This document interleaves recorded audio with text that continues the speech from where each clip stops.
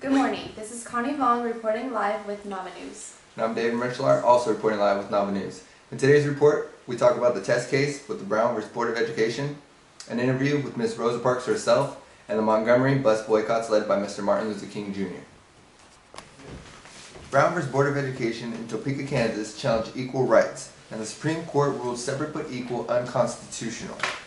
Like the Brown vs. Board of Education, Ms. Rosa Parks' Montgomery, Alabama incident was seen and aimed to make segregation unconstitutional.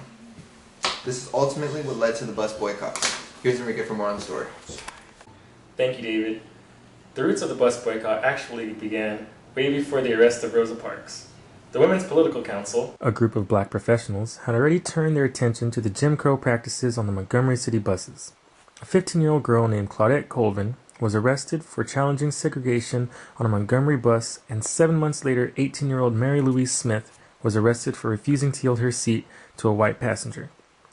Although neither arrest mobilized Montgomery's black community like Rosa Parks did later that year.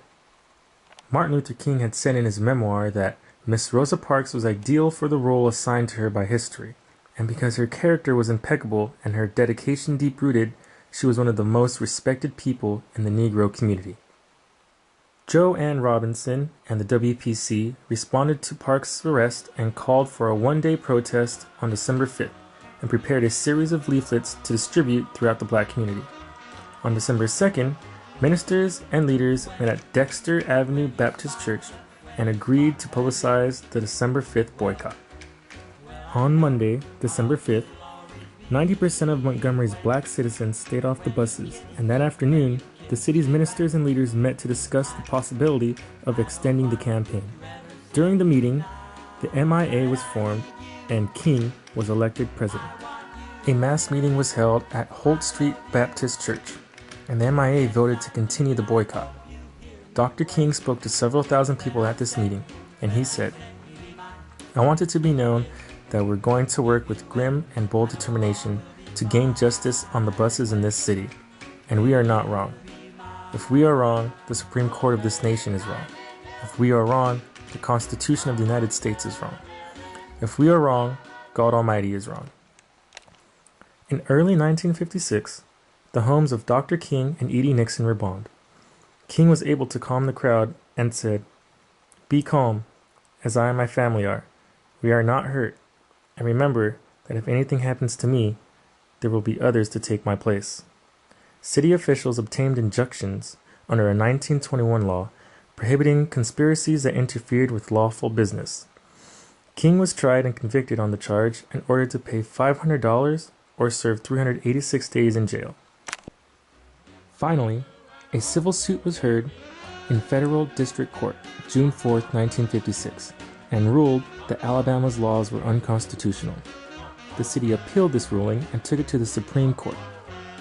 On November 13, 1956, the Supreme Court upheld the District Court's ruling and issued its decision in December, finally desegregating buses by court order. This win gave Martin Luther King national attention as a rising leader. Now back to David and Connie in the studio. 42-year-old Rosa Parks, secretary of the NAACP, was arrested for civil disobedience and was pled guilty of breaking segregation laws in Montgomery, Alabama on December 1st, 1955. She literally sat down for what she believed in by not giving up her seat to a white passenger when bus driver James Blake asked her to move. As a result, she became a symbol of strength and dignity in the struggle to end racial segregation. And here we have a brief interview with Mrs. Parks by Solo Prapat. So, Miss Parks, what happened that day? Well, you see, what had happened was I paid my bus fare, and then I took a seat next to two Negroes beside me, and then for some reason the driver, James Blake, wanted me to move for these white men that had no seats. I allegedly had said no. I have every right to sit here. Thanks, Enrique.